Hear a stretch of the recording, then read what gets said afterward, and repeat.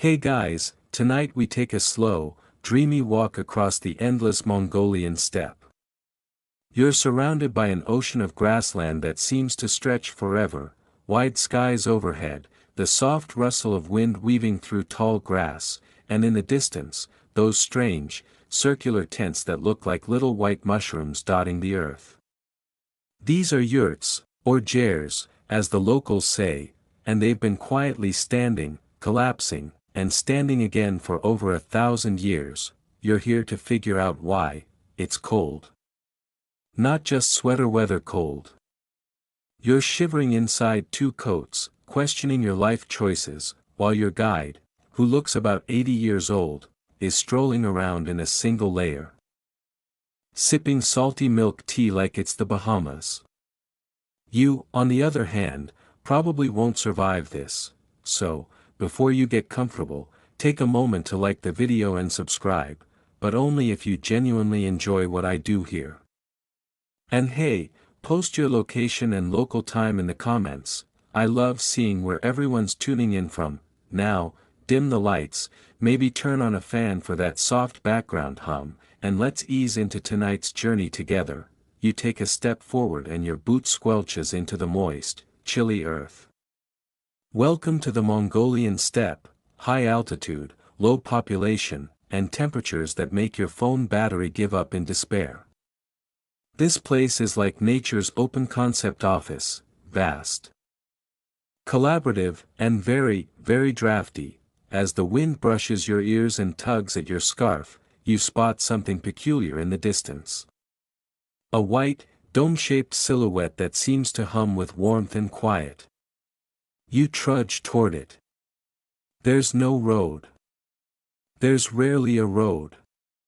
That's kind of the point here, everything moves. A young boy bursts out of the yurt with a bundle of firewood. He doesn't notice you at first, he's focused on not tripping over the family goat, which is blocking the door like an unpaid bouncer. Then he looks up, startled. You wave awkwardly.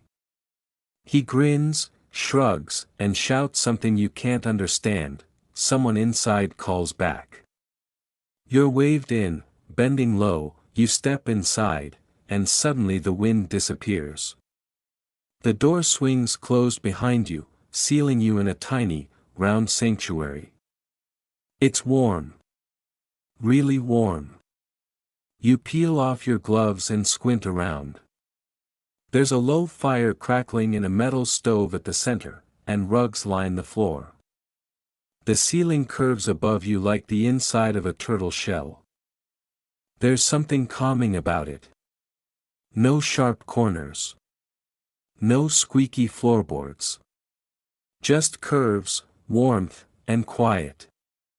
The yurt doesn't demand attention, it asks for respect. In this world, nothing is wasted. The yurt is the ultimate minimalist pod before minimalism was cool. Every pole, every stitch of rope, every felt wall has a job. Even the smoke hole at the top doubles as a skylight. The structure breathes with you, a soft voice interrupts your thoughts. A grandmother, wrapped in layers of color and quiet authority, offers you a cup of suti tsai, salty milk tea. You accept it with 2 hands, because apparently, that's what polite guests do here. The tea tastes like someone added seawater to hot milk. But you sip it gratefully, she nods. You're accepted now, you lean back against a pillow, and the gentle hum of the stove lulls you deeper into the warmth. You glance around the circular space and realize, this isn't just architecture, it's a philosophy. The yurt doesn't just shelter bodies, it holds memories, traditions, and the rhythm of a life lived in motion. Out there, the wind still howls. But inside, all is still.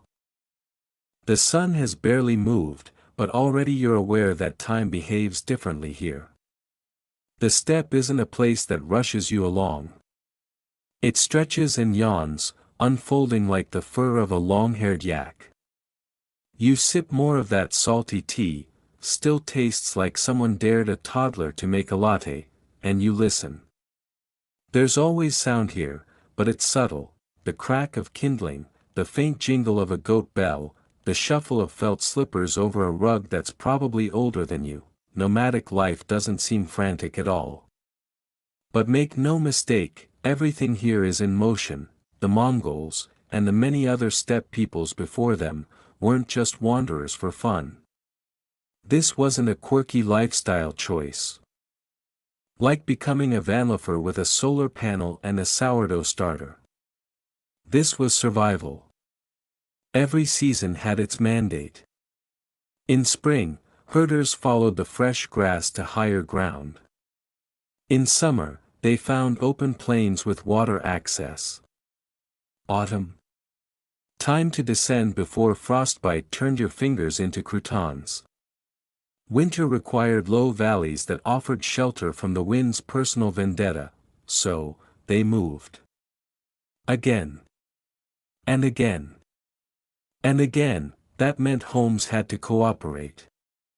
Imagine lugging your entire house every few months, except instead of traffic and gas stations, you had wild horses and zero insulation.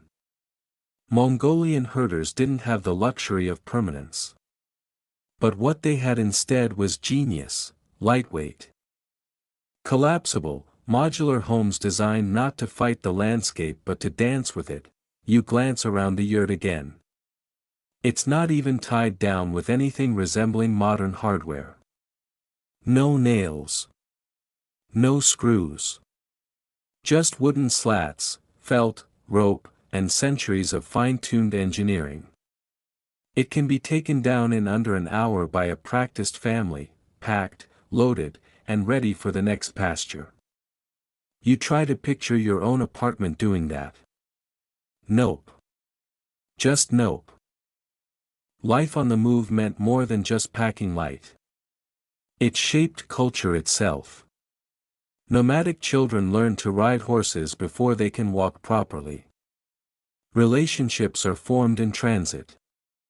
Entire herding communities migrate together, often in pre-agreed patterns, like a beautifully chaotic game of musical chairs. Only instead of chairs, it's grassy hills and the occasional frozen river. Historians still argue whether nomadism was born out of necessity or preference. Was it environmental pressure, or was there a deeper cultural resistance to staying in one place? Some scholars suggest that the freedom of movement became so embedded in Mongolian identity that even when cities were available, many chose the steppe. Others point to droughts and food scarcity pushing early tribes to keep moving or risk extinction. A breeze creeps in from under the door flap. You feel it, cool against your cheek, and you're reminded how exposed everything is here. There are no trees to block the wind, no mountains to give you cozy little valleys everywhere. This is a place where the horizon has a personality, and it's not always friendly, and yet, the people here don't try to dominate the land. They don't terraform. They adapt. This adaptation shows up everywhere. Diets revolve around what the animals can provide. Sheep, goats, yaks, and camels aren't just livestock, they're economy, family, infrastructure, and clothing stores, all rolled into one shaggy package. Milk gets turned into yogurt, cheese, and even vodka. Meat is preserved for harsh winters. Herders know each animal like a friend. Or like a roommate who occasionally kicks you. Your fingers brush the interior wall of the yurt as you stretch out, palm pressing lightly into the thick felt. It gives just a little, pliable but not fragile. There's a softness to it, almost like the inside of a well-worn coat. You trace the curved lines of the structure and suddenly, it hits you: this thing is perfectly round. Why? Why build a house shaped like a giant, fuzzy pancake? The answer lies in a logic older than logic. Roundness, it turns out, is kind of brilliant. Picture the steppe again: flat, open, unforgiving. The wind here doesn't just breeze past you, it practically files taxes in your name. So if you're going to build a home that can stand up to that kind of pressure, you don't want corners. Corners catch wind. Corners creak. Corners tear. But a circle. A circle just leans into it. Mongolian yurts are aerodynamic. Seriously. That round shape helps the wind glide around the exterior like it's skating over ice. The low profile keeps it anchored. There's no roof to lift off dramatically like in a cartoon hurricane, just a gentle dome that shrugs off the elements with ancient indifference, and there's more to the circle than just surviving wind tantrums. Inside, everything flows. The hearth sits in the center, always, like the quiet heartbeat of the home. Beds and storage align along the perimeter. There's no back room or upstairs. There's just the center and the edge. The roundness creates a sense of equality. No shadowy corners to hide in, no pecking order of space. You all face the fire. You all face each other. It's weirdly democratic. Historians still argue whether the circular form evolved purely for practical reasons or if it was inspired by something spiritual, like the sun, the moon, or the eternal cycle of seasons. Some believe the yurt reflects a deeper cosmology, the sky above, round and endless, mirrored in the shelter below. Others say it's just really, really good at not tipping over in the wind. Could be both. Probably is. And it's not just Mongols. Across Central Asia, you'll find variations on this rounded structure. The Kazakh Kii's Uy. The Kyrgyz Baz Uy. All built with the same basic idea, wood latticework walls, felt insulation, a smoke hole up top, and a gentle, eternal curve that catches light and sheds rain. You look around again. There are no harsh angles here. Your eyes glide along the walls and up toward the skylight, the tunnel, a central ring through which sunlight pours down like syrup. When it rains, you imagine, the drops must sound like a soft drumbeat on the felt roof. Like the yurt is humming, there's something psychologically calming about circles. No corners for anxiety to collect. No jagged lines for your brain to trip over. It's the same reason babies calm down when wrapped in a swaddle. Or why your cat insists on curling into a perfect spiral before nap time. The yurt invites you to rest, not rush. It makes stillness feel intentional, but roundness also makes packing easier. Try rolling a square house down a hill. Go on. I'll wait. Exactly, the components of a yurt are designed to collapse into neat, manageable bundles. The wooden wall sections, called kana, fold like an accordion. The roof poles, uni, can be stacked and tied. The central ring and door frame fit into the back of an ox cart or, if you're in a rush, a truck bed. When disassembled, it's like origami in reverse. An entire building that fits into a tidy little stack of timber and textiles. That portability isn't just convenience. It's freedom. You're not chained to a foundation. You're not weighed down by drywall. You carry your home like a snail, except cuter and with better interior design. A small girl toddles by you, chasing a wooden ball. Her laughter bounces off the curved walls and seems to multiply, echoing back in gentle layers. Even sound moves differently in a round space. It swirls. It softens. And something else, something you wouldn't expect, the yurt holds warmth in a strangely effective way. That dome. It's doing more than looking photogenic. Heat rises from the fire in the center and rolls up to the ceiling, then drifts back down the sides in a kind of thermal merry-go-round. The felt insulates like a boss, especially when packed thick with lanolin-rich wool.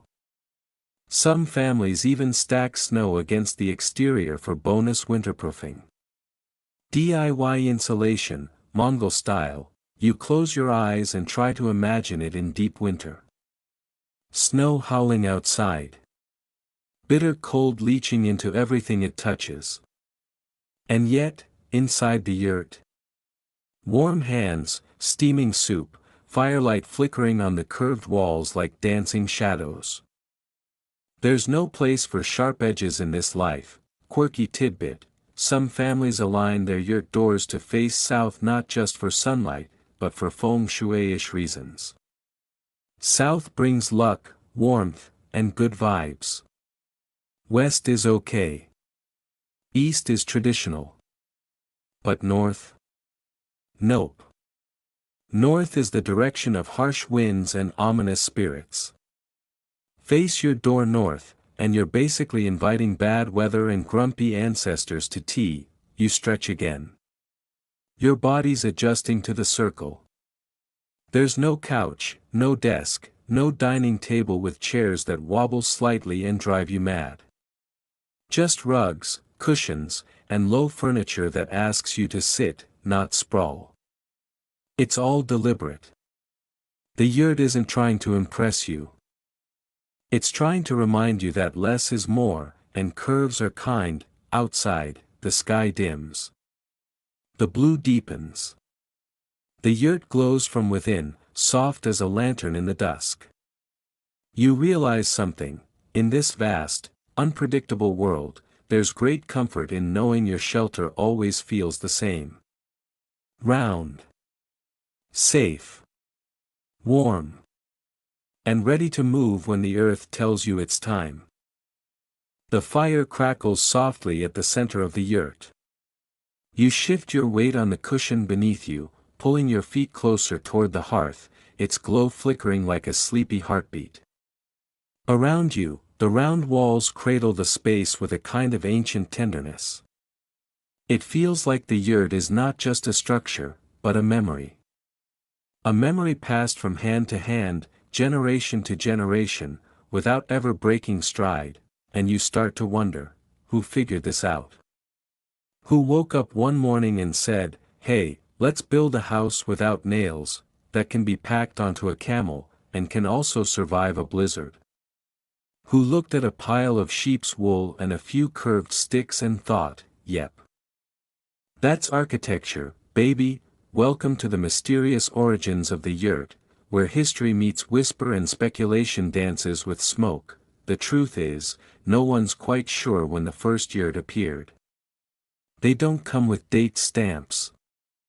No one's carving first yurt 1234 BCE, please RSVP into rocks. But archaeological evidence suggests they've been around for at least 3,000 years. Maybe longer. Traces of circular, tent-like structures have been found across Central Asia, in regions once ruled by Scythians, Sakas, and other nomadic tribes who were, let's be honest, basically the prequel to the Mongols. These early steppe dwellers weren't exactly drawing blueprints. But they left clues, remnants of wooden lattice.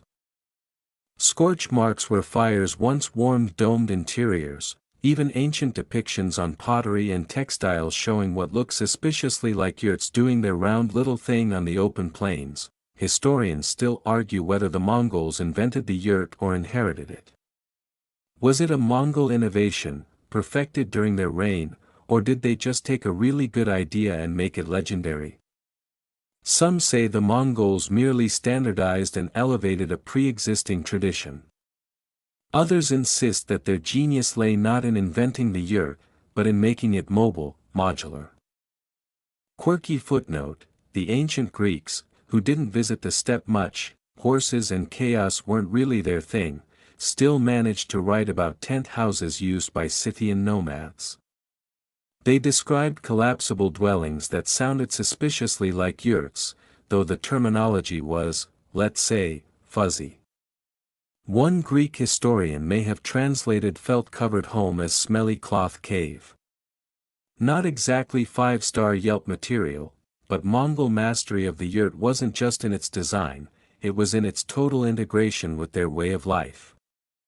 When Genghis Khan came galloping out of the east like a caffeinated thundercloud, he didn't just bring warriors. He brought infrastructure on horseback. Entire military campaigns moved with yurts in tow, command centers, kitchens, mobile strategy rooms. Like war-themed pop-up shops, and for elite commanders or royalty. Oh, they didn't just get a yurt. They got palatial yurts. Picture this: enormous felt domes with ornate wooden frames, multiple rooms, lavish decorations, golden trim, and rugs that would make a Persian carpet blush. These weren't houses. These were yurt mansions. Movable palaces rolling across the steppe, powered by oxen and ambition. One famous example. The Ordo, a type of royal yurt complex used by the Khans. These massive constructions could house dozens of people and came with servants, courtiers, cooks, and presumably, someone whose job was just to keep the felt fluffed. Imagine an RV the size of a village. Now make it circular and full of horses, and still, the genius lay in its collapsibility. When the Mongol army moved, everything came down in hours. No stone cities to wait on. No castles to defend. No infrastructure to tie them down. The yurt was a portable civilization. It turned terrain into home and made conquest surprisingly cozy. You rolled to your side, pressing your cheek into the warm fabric of a sheepskin rug. Somewhere outside, a dog barks once and is answered by the groaning grunt of a yak. Inside the yurt, the quiet is thick, interrupted only by the slow breath of the fire and the occasional creak of the wind pushing at the felt walls. And just above you, a roof held aloft by a design that's somehow as ancient as it is brilliantly practical. So let's look up, literally, that domed ceiling. It's not just for show. It's the crown jewel of the yurt's architecture, and it's built with an elegance that's hard to explain without sounding like you're fanboying over wooden poles. But, okay, here we go, the secret lies in the tension. When Mongolian herders set up a yurt, they don't just toss up the Kena lattice walls and call it a day. No, the magic happens with the roof, those long, slender wooden poles called uni, which radiate from the central ring, the tonneau, like the spokes of a bicycle wheel. The tonneau isn't just a pretty skylight, it's the structural linchpin, the center of the whole operation, and get this, you don't even need nails. The uni are slid into holes carved into the circular tonneau, then gently dropped down into leather loops on the Kena wall. As each pole is added, the tension builds. The tonneau presses down, the walls push outward, and suddenly, everything holds. It's self-reinforcing. Like a cosmic trust fall between geometry and gravity, the result. A domed roof that's absurdly strong, incredibly light, and built with exactly 0 Home Depot visits. Historians still argue whether this roof design was copied from earlier Central Asian tents or if it emerged as a uniquely Mongol twist on an age-old structure. Some point to evidence in ancient petroglyphs, others insist the uni-tonneau system is so efficient it must have evolved gradually, perfected by herders whose lives depended on not getting squished in their sleep by a collapsing roof. Quirky side note, the tonneau isn't just structural, it's symbolic. It represents the sky. The eternal blue sky of Tingri, the god of all things in Mongol cosmology. During weddings, the bride and groom circle the tonneau before entering the yurt together. When someone dies, their soul is said to rise through the smoke hole and into the heavens. And yes, you guessed it, that hole is left open year-round, even in winter. Because if the sky doesn't have a door, neither should your roof. You breathe in slowly. The smoke hole doesn't just release smoke. It invites in stars, but we haven't even gotten to the part that makes architects weep tears of admiration. the roof's angle and curvature are precise. Not just visually appealing, but functional to the point of genius. Rainwater runs off easily. Snow doesn't build up much. And sunlight, when it enters through the tunnel, creates a natural sundial effect, shifting across the floor as the day progresses. Herders use it to track time. No clock. No problem. Just look where the sunbeam lands, and yes, if it rains, you cover the smoke hole with a felt flap attached to cords that run inside, so you can adjust it without stepping outside and getting a face full of sky tantrum. Handy. And dry. You notice now that the yurt's interior has no beams crossing the middle of the ceiling. There's nothing hanging over you. No chandelier, no light fixture. No ominous fan slowly spinning like a budget horror movie. Just open space. A full dome above. Like being inside a ribcage made of trees and intention, and that open space does more than just make you feel airy and free, it plays acoustic tricks. Sound travels upward, then rolls back down the curve, making speech softer and more even. No harsh echoes.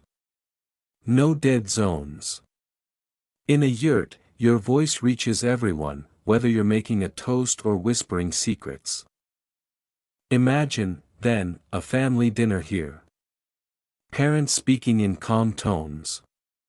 Children chasing shadows around the hearth. The roof above capturing the warmth, the light, the laughter, like a woven bowl of life. Even the materials are intentional. The uni poles are usually made of lightweight but strong woods, often poplar or birch. They're sanded smooth, sometimes painted, often decorated with little notches or painted stripes. Because when your ceiling might someday be your walls or firewood, it helps if it's also kind of cute. Now, if you're the fancy type, or, say, a Khan, you might embellish your uni with gold leaf or wrap them in silk. There are records from the Yuan dynasty that mention emperors receiving gifts of exquisitely carved uni poles. Each one inscribed with blessings or poems. Because apparently, bling was a thing even in the 1200s, just made of wood instead of diamonds, and here's another twist, all this tension and balance. It makes the yurt shockingly earthquake-resistant. Like, better than some modern buildings kind of resistant. No foundation means it sways rather than shatters. The circular shape distributes pressure. The flexible structure absorbs shock. Mongols didn't build up. They built around. And down. And with an understanding of physics that would make your high school science teacher proud, you stretch again, and your eyes trace the lines of the uni converging at the center. It's hypnotic.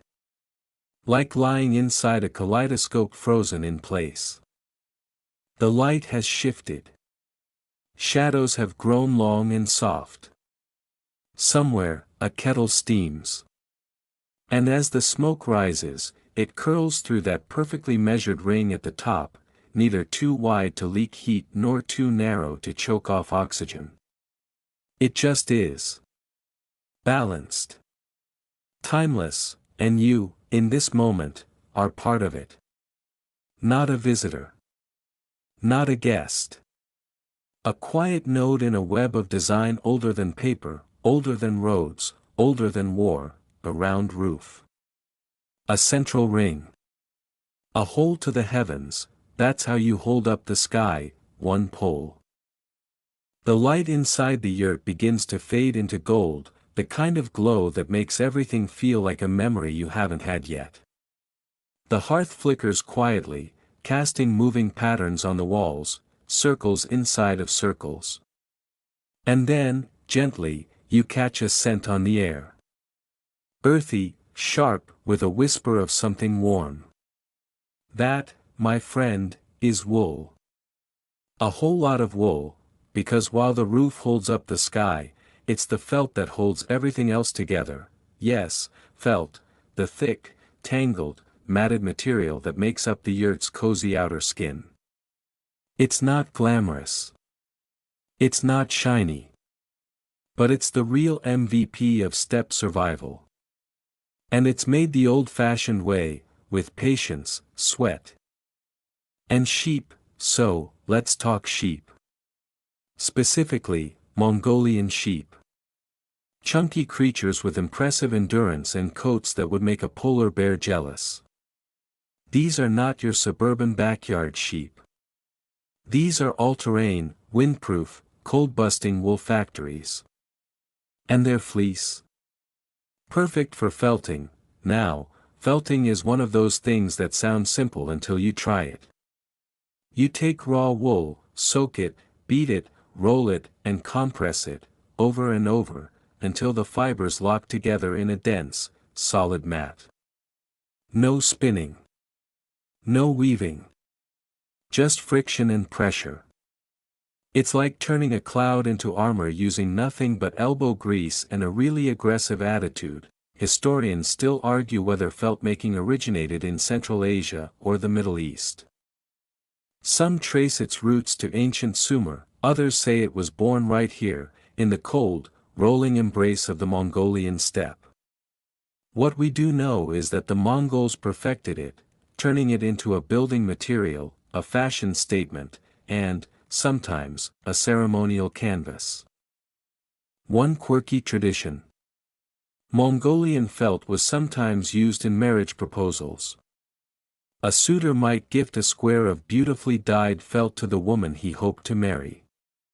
If she accepted, the felt would be sewn into their future yurt. If she didn't, well, let's just say someone had a lot of warm but emotionally complicated socks that winter. Back to construction. To cover a yurt, the felt is shaped into massive curved panels, each one perfectly cut to match the sweep of the walls and the slope of the roof. These panels are heavy, really heavy. A medium-sized yurt might use 60 to 80 kilograms of felt. But weight equals insulation, and insulation equals not turning into a popsicle when the January wind decides it hates your face. And here's the magic: felt breathes. It keeps warmth in while allowing moisture to escape. No mold. No condensation drips. Just a dry, cozy interior that smells faintly of history and lanolin. In summer, the panels can be rolled back to allow ventilation. In winter, they're doubled up, sometimes even tripled, for extra insulation. And when rain pours or snow falls or sandstorms try to redecorate the landscape, the felt holds. It repels water naturally, thanks to the oils still in the wool, and any wetness that does seep in evaporates just as fast, thanks to the breathability. No wonder felt was also used for boots, hats, saddle pads, even baby cradles. If you could wear it or wrap something in it. Mongolians did. They still do, and it's not just practical.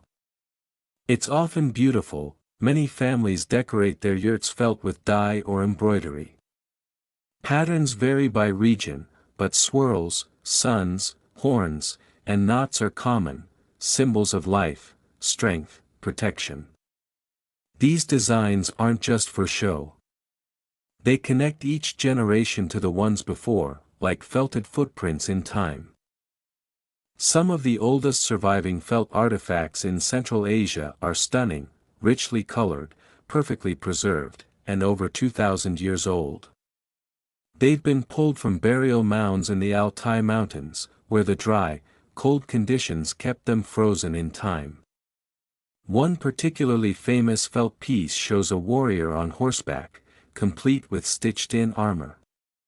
You can almost hear the hooves if you stare long enough, and that's the other thing about felt: it lasts. Properly made, it can endure for decades, even centuries. When a yurt reaches the end of its life, the wooden frame may splinter, the ropes may fray. But the felt? Still hanging in there like the softest apocalypse prepper you've ever met. But maybe the most magical part of all this is the process of making the felt. It's communal. Everyone helps, men, women, kids. It takes a team to wash the wool, lay it out, roll it around a wooden pole or drag it behind a horse to felt it through sheer movement. Yes, that's right, some Mongolian families will literally tie a roll of wet wool to a horse and gallop it across the steppe. Industrial Revolution you picture it, hooves thundering, wool trailing behind like a furry snake, children running beside, shrieking with laughter. It's not just labor. It's tradition. A ritual. A seasonal rhythm stitched into the soul of a people, and here you are, lying beneath all that history. The wall beside you. That's wool. The roof above you. Wool. The thing keeping you from freezing into a popsicle right now. You guessed it, wool, soft, scratchy, stubbornly warm wool, tangled into place with time and love and just enough stubbornness to survive an empire. So next time you complain about a scratchy sweater, remember, someone once wrapped their entire house in that stuff. And not just to look rustic on Pinterest. To live. To thrive. To move. Outside, the wind shifts. You can hear it rustle the outer layers, trying to sneak in. But it won't. Not tonight. The felt holds firm, Lee. You stir just slightly, letting your fingers brush the soft edge of the thick felt wall beside you. It's warm, still holding the day's sun, like a slow-release blanket tucked around your senses. And as you exhale, eyes tracing the domed roof above, you realize something that probably didn't cross your mind until now: this entire yurt. It moves, no, not like a haunted house or one of those bouncy castles with too many kids in it. It moves with you. With your herds. With the seasons.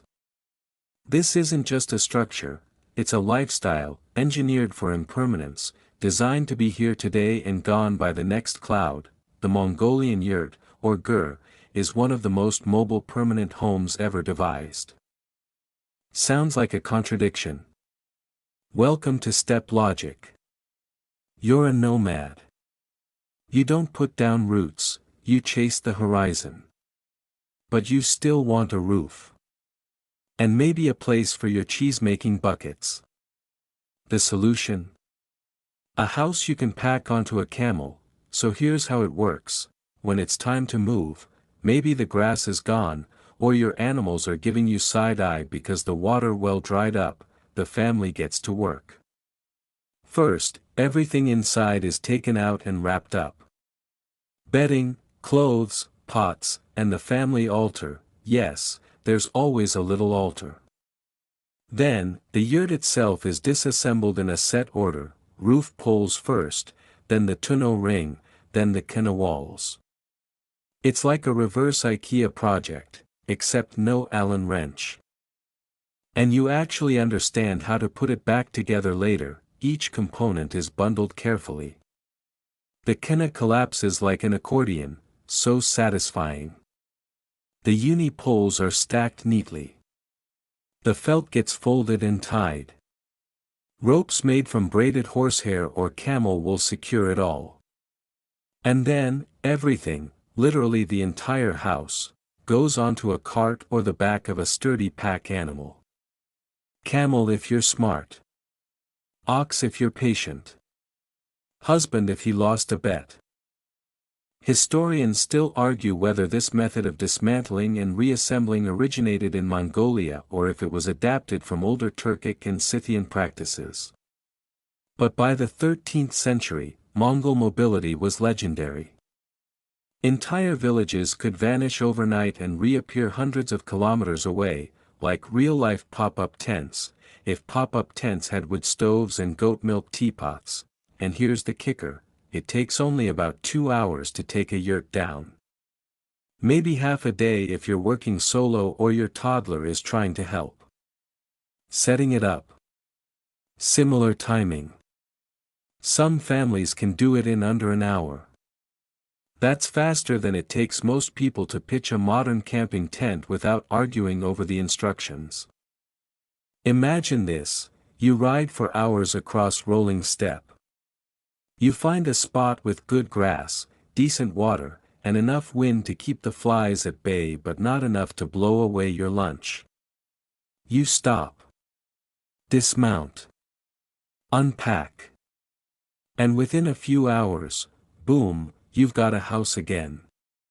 Not just a lean-to or a tarp. A home.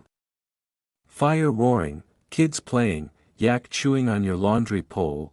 This mobility isn't just impressive, it's strategic. During the Mongol Empire, this ability to move entire communities made them virtually untouchable. Enemies would march toward a known settlement, only to arrive and find nothing but footprints and a suspiciously smug-looking crow. Armies could relocate, resupply, and regroup with dizzying speed. Intelligence could flow from the front lines to the court of the Khan in record time. You couldn't siege a yurt, it was already gone. Quirky fact, some yurts were even modified for on-the-go travel. Seriously.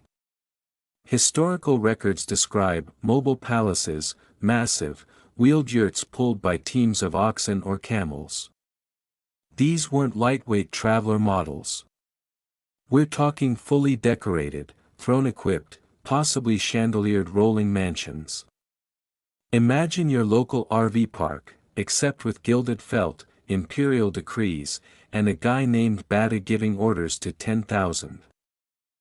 Even the legendary Genghis Khan moved with yurts. His central court consisted of dozens of them, set up in military-precise formations.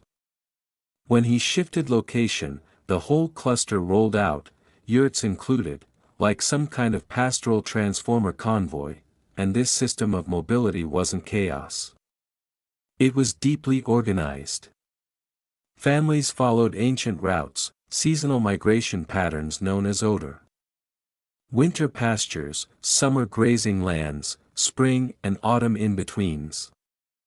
These routes were memorized, inherited, negotiated. You didn't just wander. You moved with purpose, often returning to the same spot where, decades earlier, your grandfather boiled tea and muttered about the wind. There's something beautiful about that. A kind of sacred drift. You don't own the land. You borrow it. For a season. Then you give it back, and speaking of giving back, when you leave a site, you clean it. Thoroughly. Not because anyone's watching, but because it's the rule. No trash. No broken sticks. No trace. The earth gave you a place to rest. You say thank you by vanishing without a mess. You shift slightly in your bedding, wondering for a moment what it would feel like to live like that. No mailbox. No address. Just motion. Just sky. And a home that follows you wherever you go. You start to understand why the ger is always built facing south. It's not just for sunlight or feng shui. It's a way of always orienting yourself. A compass of habit. No matter where you are, no matter how often you move, your door opens the same way, your hearth sits in the same spot, your sleeping space remains familiar. Your world turns, but your house doesn't spin with it, and so here you are, snuggled inside the world's most mobile home. Built for movement. Anchored by memory. Stitched together by wool, wood, and centuries of stories. Outside, the sky darkens. The stars creep closer. And somewhere, not far from here, another family is already packing up their ger, ready to chase the morning across the hills. The wind sighs outside like it's remembering something. Not quite a howl, not quite a whisper, just the sound of a world that never learned how to sit still. You're still wrapped in the yurt's belly, warm and cocooned, and now your mind drifts, not to the wool above or the fire flickering low, but to something a little more logistical. What exactly happens when you live with animals? Like, a lot of animals. Not a puppy. Not a backyard chicken. We're talking full-blown herds of goats, sheep, horses, cows, yaks, even the occasional camel, if you're feeling spicy, and that's the key to everything out here. Herding isn't a side hustle. It's the engine of Mongolian nomad life, so imagine it, you wake up, stretch, and peek out of your yurt. And there it is, a sea of animals, nibbling, snorting, swishing their tails like they've got somewhere important to be. But they don't. They're just grazing. Moving as one organic, slightly chaotic cloud. And you? You're the cloud wrangler. Your job as a herder is never really done. At sunrise, you're out checking the pastures. Midday, you might be milking, doctoring a sore hoof, or chasing a particularly mischievous goat off the roof. It happens. At sunset, you're rounding everyone up, tying the young ones together so they don't wander, and hoping nothing with claws shows up overnight. Historians still argue whether early Mongolian herding cultures began purely as subsistence practices or if there was always a hint of economic structure behind it. But what's clear is this: for the nomads of the steppe, herding isn't just survival, it's an identity. Let's talk logistics, because it's more complex than it looks. First, the animals are separated into groups. Sheep and goats graze together, efficient little lawnmowers who will eat anything and complain about everything. Cattle and yaks move slower, so they get their own routes. Horses. They're in a league of their own, half transportation, half royalty. Camels, if you've got them, are. Every member of the family has a role. Kids as young as 5 start learning how to ride, how to call animals by name, how to whistle commands that carry across the plains like little Morse code symphonies. They grow up with dirt under their nails and freedom braided into their hair, and then there's the ger itself, sitting at the heart of this moving kingdom. It's not just a home, it's mission control. From here, you observe, plan, adjust. When a thunderstorm rolls in unexpectedly or a predator prowls the edge of the herd, you act fast. Decisions aren't theoretical. They're practical, sweaty, sometimes hoof-stomping messy. Quirky tidbit: Mongolian herders train their animals with singing. Yes, singing. Each family has its own melodies and vocal calls that animals learn to recognize.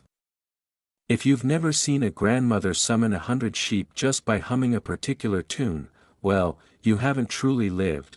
Now imagine that routine spread across 4 seasons. Spring means lambing and kidding, hundreds of tiny, bleeding, adorably chaotic newborns who somehow all look like they're wearing tiny wool jumpsuits. Summer. Peak milk season. Families make arag, fermented mare's milk, cheese, butter, dairy operations that put your local farmer's market to shame. Autumn is when you prepare for war. Not with swords, but with hay. You store food. Repair gear. Fix fences, or at least mutter angrily at them. You know winter's coming, and it doesn't play nice, and then winter. That's the test. Temperatures plummet, wind screams, and snow turns the ground into white steel. This is where good herders shine. They find sheltered pastures, rotate grazing to keep animals fed, and dig out buried water sources. They sleep less. Worry more. But if they planned well, the herd survives. If they didn't, well, that's a story the wind doesn't like to tell. Sometimes, disaster strikes, dzuds, they're called. A dzud is a brutal combo of snow, ice, drought, or all 3. It means animals starve, freeze, perish. Families lose everything. Some years, over 1 million animals can die in a single dzud. It's the nightmare herders carry in their bones. And yet, they rebuild.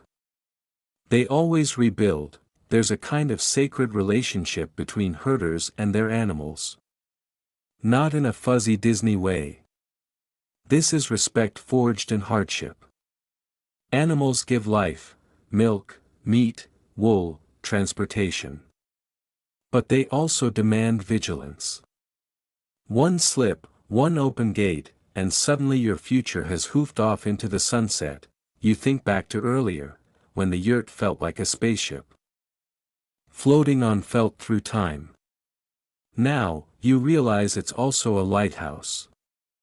A beacon for your animals. They know it. They return to it. They trust its shape, its warmth, the human presence at its core.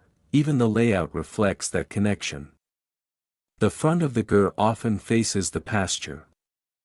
So when you sit, sipping tea, you're not just looking at grass, you're watching your lifeline graze and breathe, and when night falls, you listen, you might hear the rustle of sheep outside. A horse snorting in its sleep. A dog barking once, twice, and then silence again. You don't panic. You just reach for your boots, light a lantern, and step outside, wrapped in the quiet power of someone who belongs out here. The stars look a little brighter. The cold bites sharper. But the herd is there. Resting.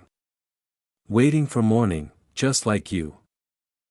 You blink slowly, half dreaming now, but something scratches gently at the edge of your mind. All this beauty, all this motion, who decides how it runs? Who calls the shots when your neighbor's goats keep sneaking into your pasture?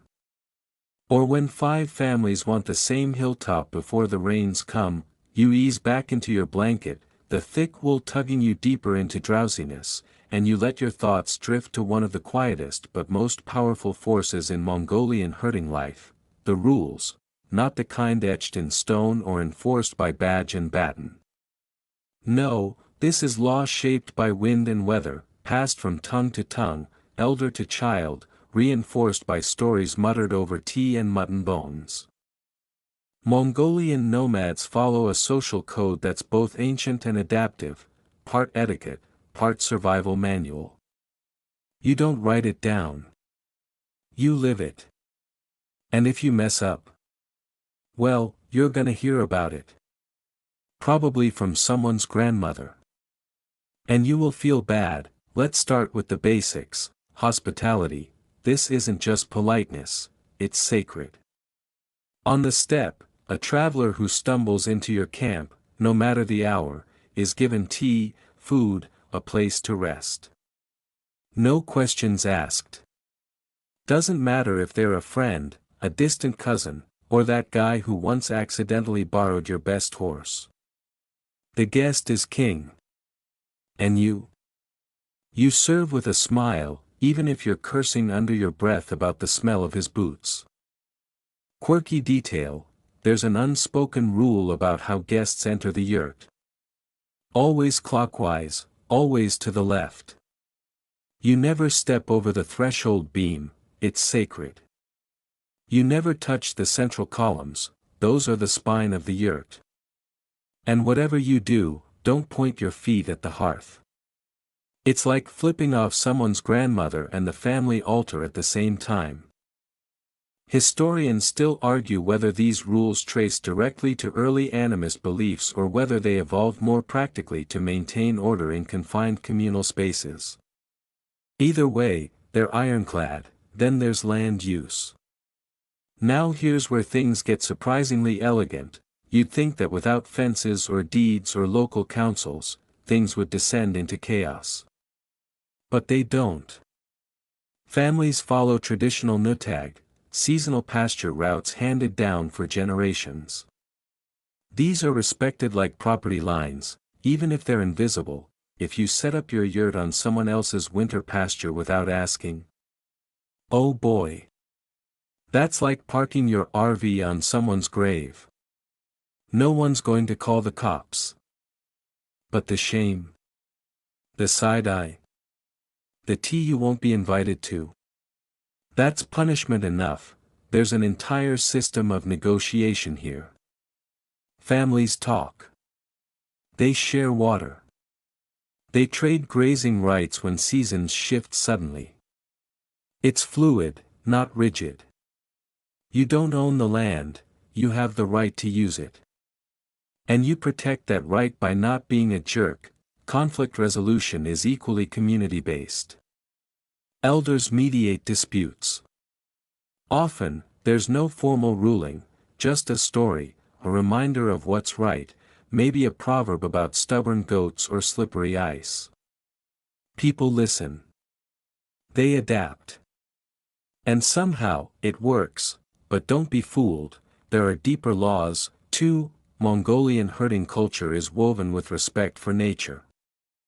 And breaking those laws brings more than gossip. It brings consequences. Take water sources. Wells are lifelines out here. You never pollute them. Never let animals trample them. And if you pass one, you don't just drink, you leave a bucket for the next traveler. That's not kindness. That's survival etiquette. You break it, and the land breaks you back. And then there's the belief in Tingri, the sky spirit, the blue vault above you. He sees everything. You might escape judgment from your neighbor. But Tingri? He's got time. And if you disrespect the land, waste meat, harm animals without cause, or act selfishly, it's said Tingri remembers. Even today, with smartphones in gers and motorbikes replacing horses, many nomads still whisper a quick apology before cutting a tree or taking water. It's not superstition. It's reverence. You turn slightly, settling deeper into the sheepskins beneath you, and your mind starts to trace the outlines of this invisible map, the boundaries not drawn on paper, but in the heart.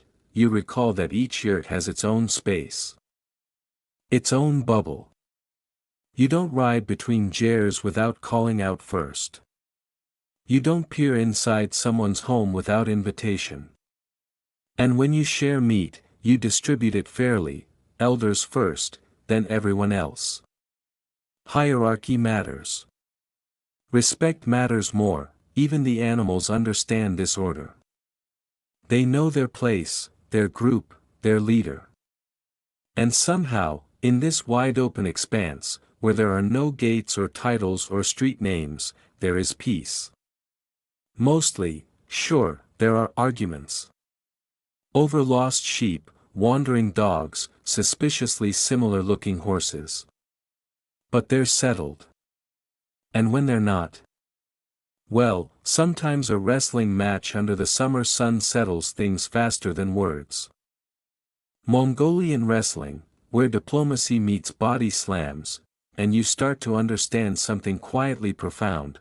This society, nomadic, scattered, seemingly fragile, is held together not by walls, but by norms. Not by punishment, but by honor. A whispered rule is stronger than a shouted law. A story passed down over milk tea can guide better than a constitution. It's all memory and rhythm. Shared values encoded in movement. The kind of governance you feel in your bones, not your ballot box. You pull the blanket higher, heart steady, breath slow. Out here, there is no police force, no coup. The yurt feels softer now, like it's breathing along with you, the warm scent of wood smoke curling lazily through the felt. You notice how the air inside holds just a hint of hay and dried herbs, a whisper of the wild grasses that your herds have been munching all day. Somewhere beyond the walls, the distant murmur of hooves blends with the call of a lone eagle circling high above the steppe. You're wrapped in a bubble of calm, but your mind wanders to something more delicate, the art and craft of yurt making itself. It's easy to think of a yurt as just a tent, but that word sells it short. This is a masterpiece of portable architecture, engineered with the kind of wisdom that only centuries of trial, error, and adaptation can produce. You imagine the frame, dozens of thin wooden poles, bent and tied with leather or rawhide strips, forming a lattice wall that folds up accordion style like a giant, foldable accordion, or maybe a medieval party fan. At the top, the circular crown, the tonneau, acts like the sun. It's the yurt's beating heart and skylight, open to the sky but covered with felt during harsh weather. This wooden ring holds the roof poles, the uni, which stretch from the crown to the lattice walls. This radiating design evenly distributes weight, allowing the yurt to stand firm against the wild steppe winds and heavy snowfalls. Quirky fact, the tonneau is sometimes decorated with painted symbols, swirling clouds, mountains, or the mythical firebird, each carrying protective meaning. Some families even carved it from a single piece of wood, a painstaking process that's part artistry, part spiritual protection. You can almost hear the shavings hitting the floor and the quiet hum of a craftsman's concentration. Historians still argue whether the earliest yurts had these perfectly circular crowns or if they evolved from simpler, more angular frames. But by the time the Mongol Empire rolled across Eurasia, the design was near perfect, a blend of functionality and symbolism that gave nomads a home on the move, and a place in the cosmos. The felt coverings deserve their own spotlight. This isn't just wool slapped together, it's layers upon layers of dense, compressed felt, sometimes 4 to 6 inches thick. It insulates against the bitter cold and the summer heat, repels wind and rain, and breathes just enough to keep the air inside fresh. You imagine the process: shearing sheep in the spring, washing the wool, teasing it apart, layering and compressing it with water and rolling. The resulting felt is heavy and almost leather-like, soft yet unyielding. Some families dye the wool with natural pigments, adding stripes or geometric patterns that are like clan badges. The process is communal, with women often singing as they work, binding generations together in every fold. Inside the yurt, wooden furniture is scarce but carefully crafted: low tables, storage chests, and stools that can be stacked or folded. The floor is covered with rugs woven from wool or camel hair, thick and colorful, soft beneath your feet. It's a space designed for living on the ground, where every inch serves a purpose. You reflect on the yurt's portability again. When it's time to move, the entire structure is dismantled and bundled, then loaded onto carts or pack animals. This ability to pack a home onto a wagon in a few hours is nothing short of genius. You wonder if anyone's ever tried this with IKEA furniture. Spoiler: it would be a disaster. And here's a quirk: some yurts incorporate metal components like nails or hinges, but only sparingly. The purest designs avoid metal, relying instead on wood joinery, lashings, and natural materials. It's an elegant testament to living with the environment, not against it. You imagine the hands of those who built yurts long ago, weathered, strong, skilled. Their knowledge was passed down orally, from master to apprentice, a silent contract of survival. No blueprints, no manuals. Just experience and intuition. The yurt's circular shape isn't just practical, it's deeply symbolic. The round form represents the universe, the eternal cycle of life and seasons. Standing inside, you feel the embrace of the cosmos. The sky above, the earth below, and the horizon all around, no corners to trap bad spirits.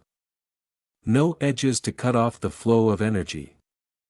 Just a seamless, living circle, and as you settle deeper into the gentle darkness, with the low murmur of your family's breathing around you, you realize the yurt is more than shelter.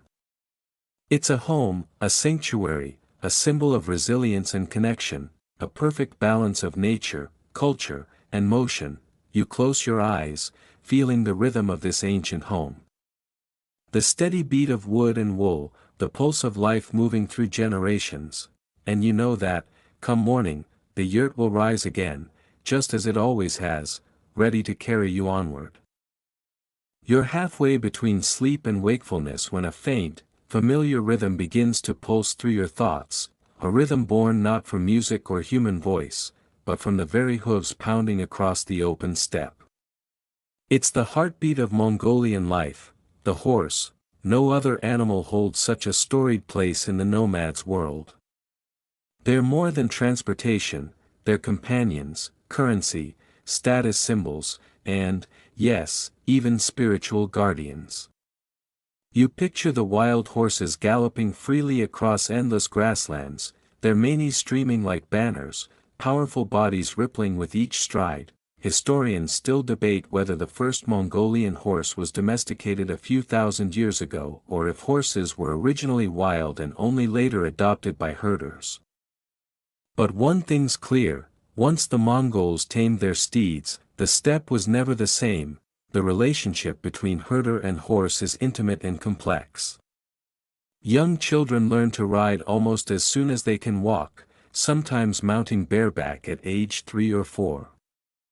You imagine a tiny kid gripping the mane, wobbling but determined, with a beaming parent nearby offering encouragement, and maybe a little prayer. You can't help but chuckle at a quirky fact: Mongolian horses are remarkably small, about the size of a large dog, yet incredibly tough. Legend has it that these horses can survive brutal winters on minimal forage, often grazing through snowdrifts as deep as their legs. They don't whine about it either, they just keep going. Honestly, they sound like the ultimate cold-weather athletes. Mongolian herders don't just ride their horses, they live alongside them. Horses provide milk, used to make the famous arag, or fermented mare's milk. This bubbly, slightly sour drink is a staple at celebrations and daily life alike. If you're brave enough to try it, you'll taste something between sour cream and champagne. Not everyone's cup of tea, but definitely a rite of passage. The gear is simple but effective: wooden saddles without heavy padding, ropes braided from horsehair, and bridles crafted from leather. The minimalist tack means the horse's comfort comes first. There's no room for fancy frills out here. An intriguing tidbit: Mongolian riders use a technique called bareback riding that looks wild to outsiders but is actually a highly skilled form of horsemanship. The rider sits lightly, balancing with their legs and core, allowing the horse maximum freedom of movement. You imagine the adrenaline rush of galloping across the steppe with nothing between you and the horse's back but skin and sweat. The horse's role extends beyond work and sport. They're woven into Mongol mythology and spirituality. Horses are said to carry souls to the afterlife, and shamans often communicate with horse spirits during rituals. Losing a horse isn't just a financial blow, it's a profound personal loss. You think back to the great Mongol Empire, where cavalry tactics were legendary. Their speed and mobility confounded enemies who couldn't keep up. The famous Mongol horse archers could shoot arrows with deadly precision while galloping at full tilt, a skill that sounds like it belongs in a superhero comic. But it was real. Historians still debate how much of the Mongol Empire's success owed to horses versus strategy or sheer numbers, but the consensus is clear: horses were indispensable. You start to imagine the day-to-day sounds in a Mongol camp, the rhythmic clop-clop of hooves, the snorts and nickers of horses greeting each other, the occasional shrill whistle calling a mount back to its owner. There's a sense of organized chaos, but also of deep mutual respect. Quirky enough, horses sometimes have favorite herders. If you spend enough time around them, you might notice a particular horse following one person more closely or responding only to their voice. It's not magic, just a testament to bond and trust. Your breathing slows, matching the gentle sway of a yurt's walls as the night deepens. Somewhere in the distance, a lone wolf howls, a sound both haunting and oddly comforting, a reminder of the wild just beyond the circle of firelight. You feel a flicker of curiosity. How do Mongolian herders live alongside these fierce, elusive creatures? What's the dance between human and predator on the endless steppe? For centuries, wolves have been both respected and feared by nomads. They're not just pests or threats, they're woven into folklore and daily reality. You imagine the cautious eye a herder casts when their flocks graze near a ridge, or the subtle, practiced ways they guard their animals from nighttime attacks. A mainstream historical fact: Mongolian herders have used various traditional methods to protect their herds, from well-placed guard dogs to strategic camp placement near rocky outcrops or wooded areas. Dogs here aren't just pets, they're vital guardians. Some breeds are massive, wolf-like, bred specifically to deter or fight off predators. The relationship with wolves is paradoxical. On one hand, wolves are competitors, both vying for the same livestock. On the other, there's a cultural reverence. Some tales speak of wolves as ancestors or spirit guides. Others warn against disrespect, lest a wolf's curse befall you. A quirky tidbit: in some regions, herders have been known to leave a small portion of a killed wolf's carcass as an offering. A grim but respectful gesture acknowledging the predator's role in the ecosystem. You imagine the ritual: quiet, deliberate, a balance of fear and respect. Historians still argue whether Mongolian wolf folklore influenced broader Eurasian wolf myths or developed independently.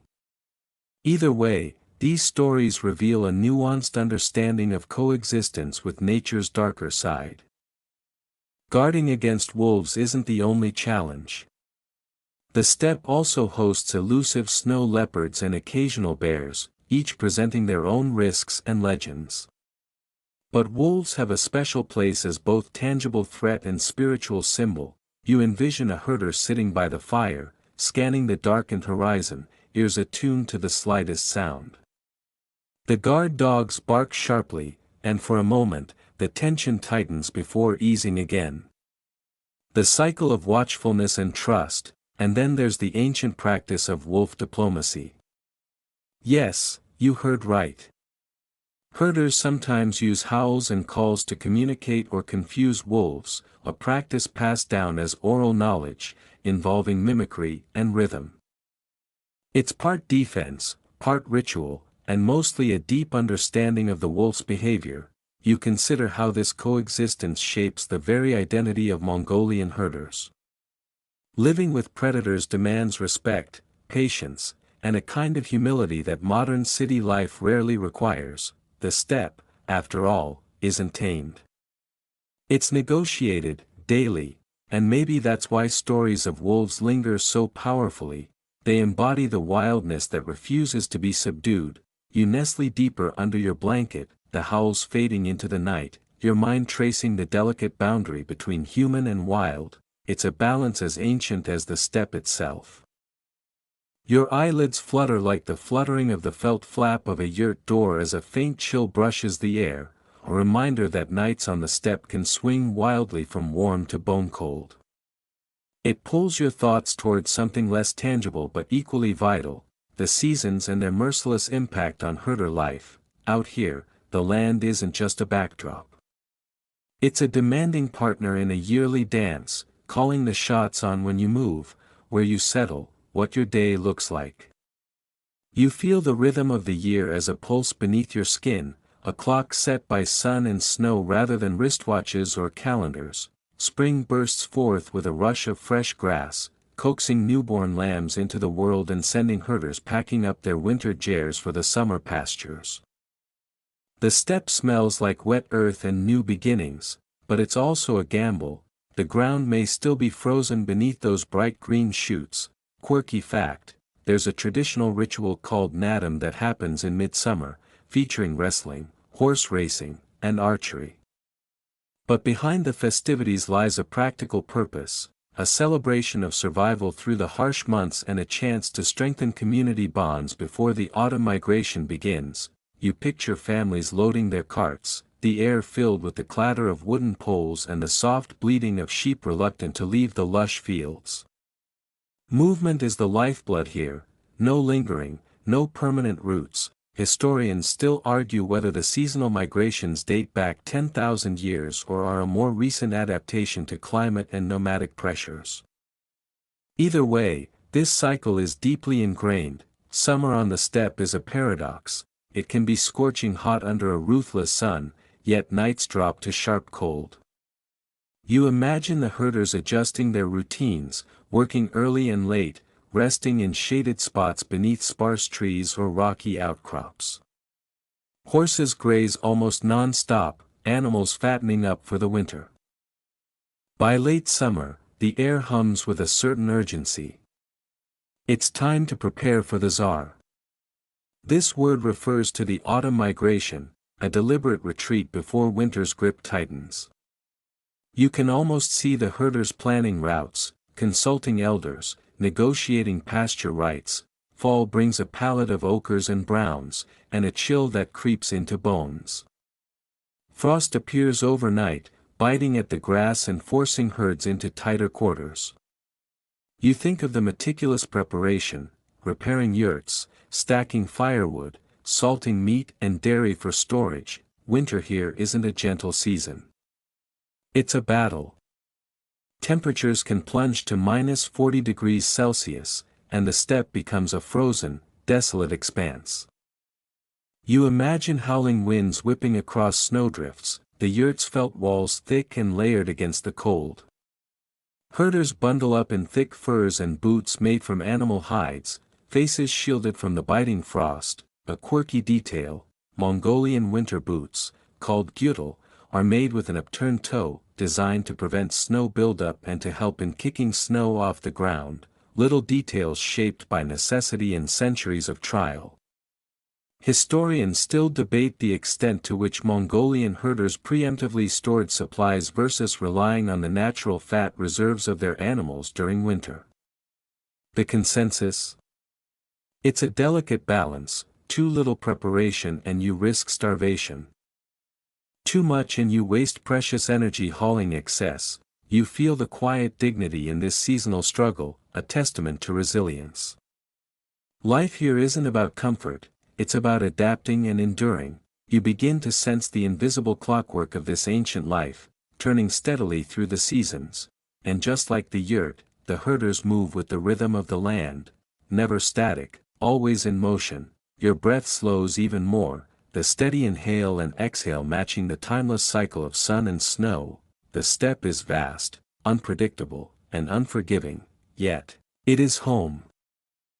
A low wind stirs outside, carrying with it the scent of drying grass and faint traces of smoke. You feel yourself pulled deeper into the quietude, your thoughts settling on the social life that weaves through the nomadic herder's existence, a tapestry not just of survival, but of kinship, ritual, and community.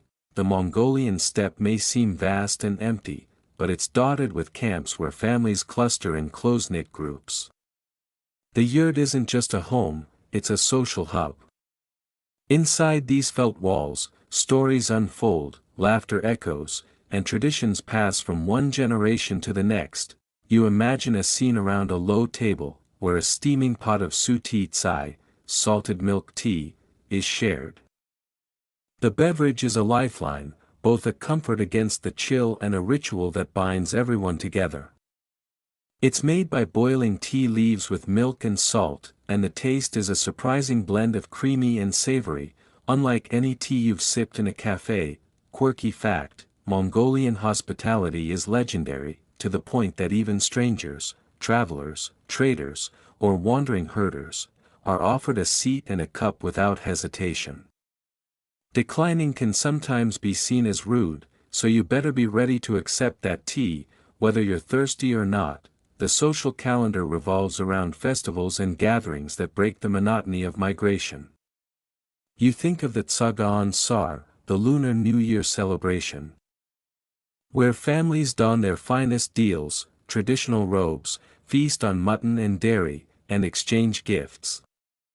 It's a powerful reminder that even the most mobile lifestyles cherish roots and heritage. Historians still argue how much the Mongol Empire's vast reach influenced local customs, but the continuity of certain traditions from ancient times to today is undeniable.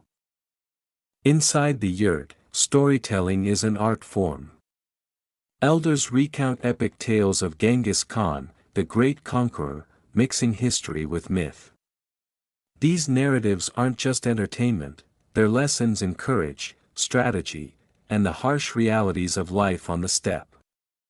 You hear about the use of psychological warfare, the legendary feasts, and the brutal winters that forged the empire's resilience. A quirky detail: some stories include amusing anecdotes, like the famous tale of Genghis Khan's horse refusing to cross a river because it sensed danger, a reminder that even great leaders had to respect their animals' instincts. Music and song fill the long evenings, with traditional instruments like the morin-kur, the horsehead fiddle, its haunting melodies echoing the landscape itself. You imagine the slow bow strokes mimicking the wind, the plaintive sound carrying across the plains. Community life also depends heavily on cooperation. Moving a camp is a massive team effort. Everyone pitches in, dismantling yurts, herding animals, packing supplies. It's a choreography refined over centuries, where each person's role is crucial. You reflect on how modern life sometimes misses this sense of shared purpose. Here, isolation is rare. The line between individual and group blurs, because survival depends on it. There's also the role of shamans and spiritual leaders, who provide guidance, perform rituals, and maintain the sacred balance between humans and nature. You picture a shaman draped in colorful robes, chanting softly as incense curls in the firelight, connecting the community to their ancestors and the spirit world. Historians still debate the extent to which shamanism shaped Mongolian culture versus the influence of Buddhism introduced later, but the interplay between these beliefs adds depth to the social fabric. As the wind settles, you feel the warmth of this human connection spreading inside the yurt, quiet, steady, enduring. You're sinking deeper now, the world narrowing to a soft cocoon of felt and flickering firelight, the smell of smoked meat and milky tea blending with the cool night air slipping through the yurt's door flap. It's time to contemplate the legacy, the enduring imprint, of these nomadic herders on the modern world, their collapsible homes a symbol of mobility and resilience that still resonates. You reflect on the yurt, or ger as it's called in Mongolia. It's more than a shelter, it's an ingenious piece of design born from necessity. Collapsible, portable, durable against the elements, this home travels with the family, packing up and unfolding with practiced ease. No nails, no permanent foundations. Just wooden lattice walls and felt insulation secured by ropes and stakes. You almost hear the soft creak as poles shift, the faint rustle of felt being folded. This design has inspired architects and designers worldwide who marvel at its sustainable, minimalist ethos. You think of eco-lodges, glamping tents, even disaster relief shelters that borrow from the yurt's principles: lightweight, quick to assemble, and surprisingly cozy. A quirky fact: the Mongolian yurt's shape isn't random, it's designed to withstand fierce steppe winds. The circular form deflects gusts evenly, preventing collapse, a natural solution that outperforms many modern tents. Plus, that central crown lets smoke escape while letting light in. Like a skylight and chimney rolled into one, historians still argue how much the design has changed over millennia. Some claim the basic form is nearly unchanged for thousands of years, others suggest regional variations evolved as herders adapted to climate and materials. Today, while many Mongolians have moved to cities, the ger remains a powerful cultural icon. Some families still live nomadically, moving seasonally, preserving the ancient rhythms you've been tracing. Others keep gers on city outskirts, a reminder of roots even amid urban life. You consider how the ger embodies values essential for life on the steppe: adaptability, community, and a harmonious relationship with nature. It's a portable home that doesn't demand domination over the land but rather coexistence. The simplicity of the ger contrasts sharply with modern housing's complexity. It asks only for respect, for the land, the animals, and the people who live on the move. You start to drift, imagining a quiet dawn, the first golden light spilling across a camp. A family begins to rise, folding up their home, ready to follow the grass, the seasons, the call of the steppe, and as you sink further toward sleep, you hold on to that image, a testament to human ingenuity, resilience, and the quiet power of tradition. The nomads' homes may be collapsible, but their legacy is permanent, and with that, the steppe breathes softly into your dreams.